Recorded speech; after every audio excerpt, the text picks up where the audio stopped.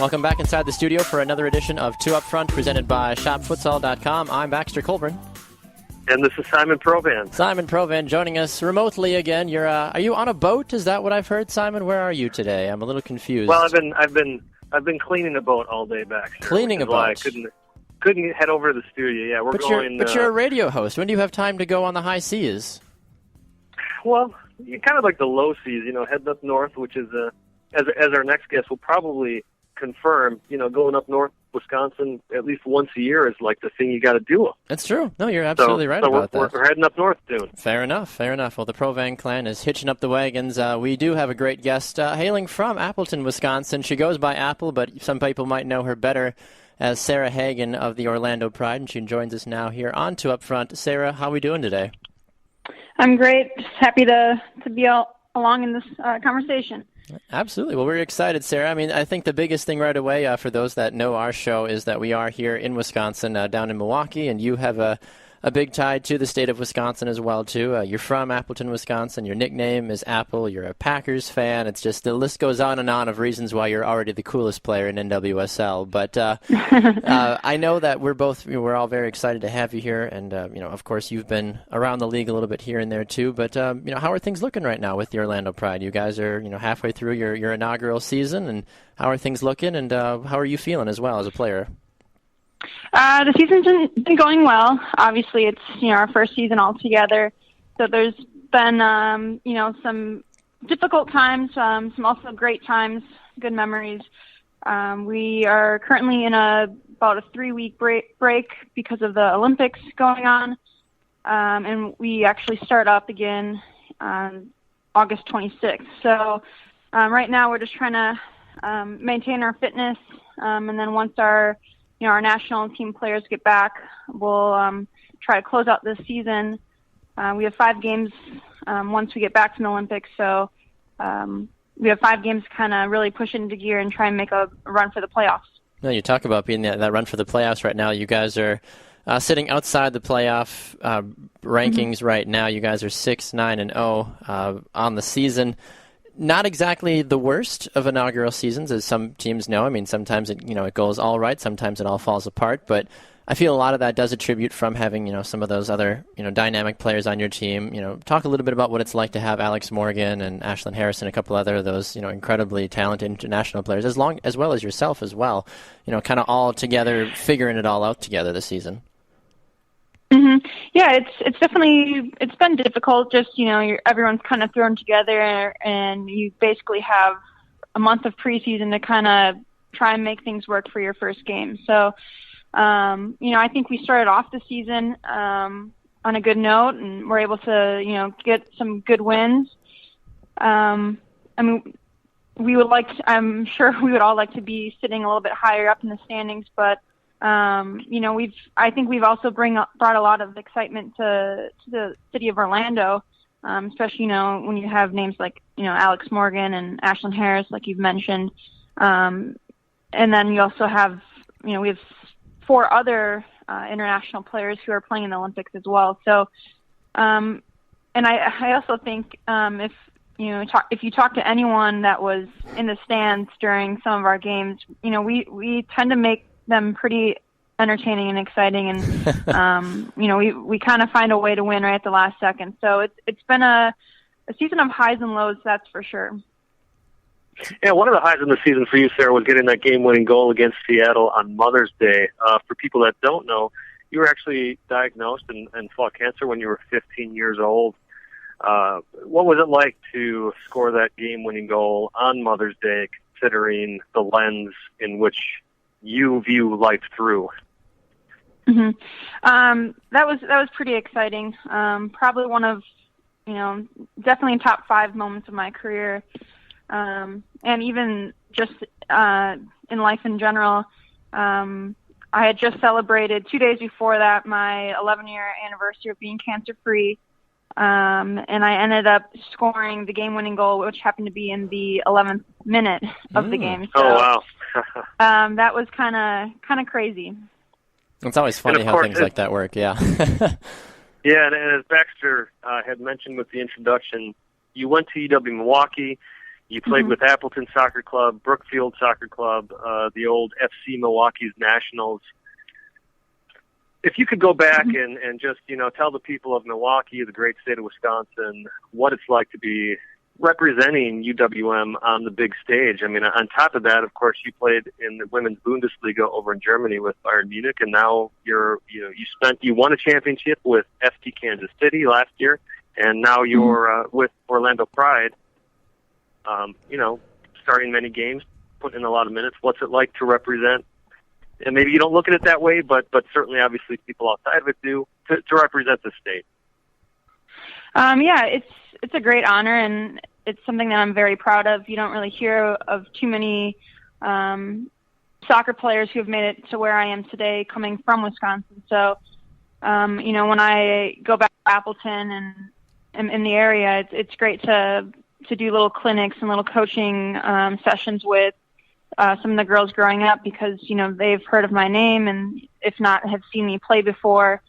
So, it's great. It's a great feeling to know that, there are kids that look up to you and, playing, club soccer in Milwaukee and Brookfield and then going to school there at UW Milwaukee. Anytime I go back there, it's great to interact with the people of, all the staff at UWM and just being involved in the community. And then, obviously going overseas to Germany, and then deciding after 2.5 years to come back to the U.S. League and give that a try. So far in my career, this is my 4th season as a professional, and I don't think I would have done it any other way. Coming out of college, I decided to go straight overseas to Germany to play, which ended up being a great decision because like a month after I was over in Germany, the U.S. League folded. So the playing in the German league was great for my career as a player and also just as a person of growing up and coming out of college and kind of taking that jump into the real life. And I'm happy to be back in the U.S. League and especially with a team like Orlando, an organization like Orlando where everything has been very professionally managed and the community really has embraced the whole women's soccer. Talking with Sarah Hagen here on Two Up Front of the Orlando Pride. Sarah, one thing that we always like to ask our guests that have had the opportunity to play both overseas and here domestically are the differences. You had the opportunity to play in the Bundesliga, which from the men's side, as many people know, is arguably one of the best leagues in the world, even from a women's perspective too. I mean, FC Bayern Munich, they have an incredible women's team, and there are a lot of other teams all throughout Europe that are incredibly talented. But are there noticeable differences between playing in Europe and now playing in a revitalized NWSL, especially after winning a championship too with FC Kansas City?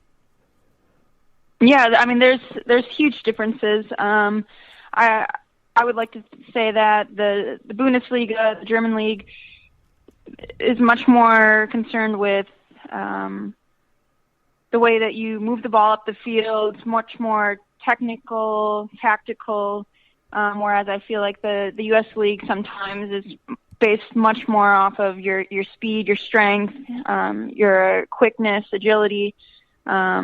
So, I mean, there are similar, aspects to the game. It's both good quality soccer, but for me, I think I probably have done better over in the German league, just as far as the buildup of soccer.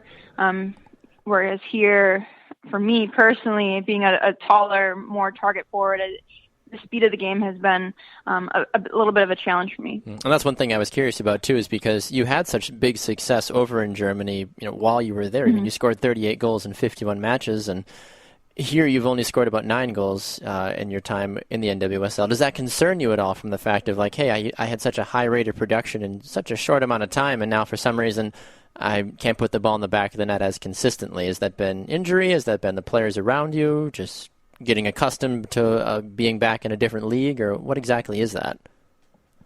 I mean, when I first came back to the U.S. League, I thought, I was able to score a few goals in our games, and kind of just ever since last season, it's just been, my minutes have been down quite a bit.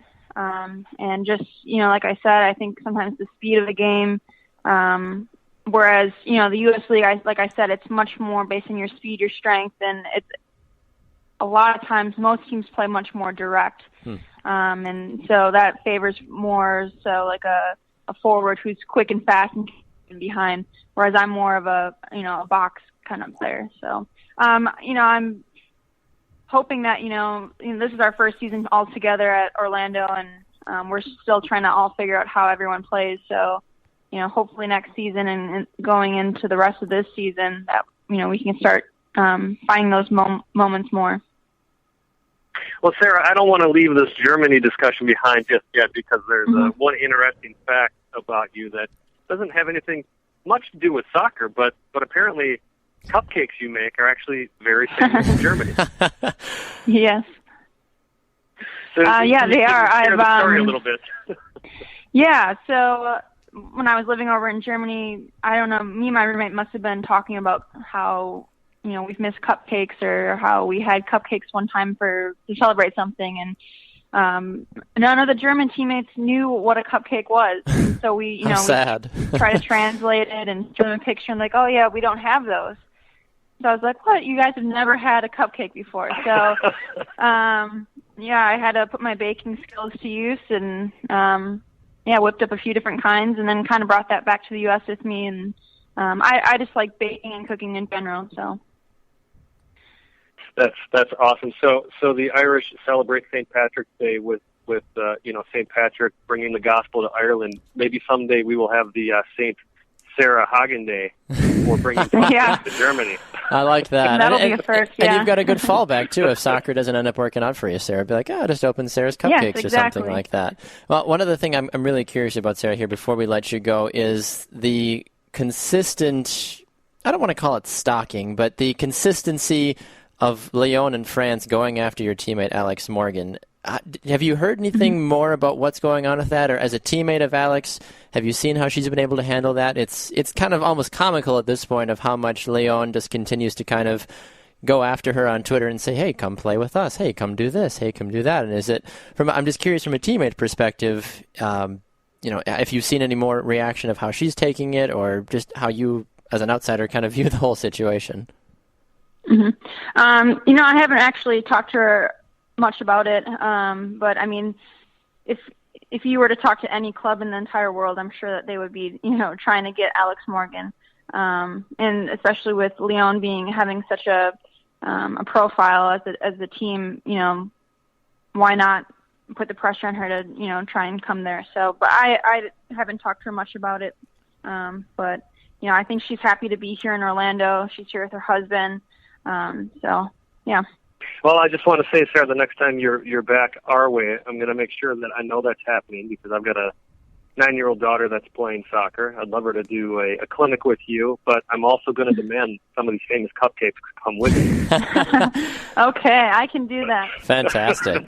I love it. Well, Sarah, thank you so much for taking time today here on Two Up Front. You can catch Sarah, a part of the Orlando Pride. She wears the number 8 jersey, and she represents the great state of Wisconsin very well, not only off the field with her beautiful cupcakes, but also on the field with her incredible goals as well. Sarah, it's been a pleasure, and we hope to have you back on the program again in the future. All right, thank you so much. We're going to run to a break. When we come back, we've got much more in store for you. You're listening to Two Up Front, presented by ShopFutsal.com. Stay right here.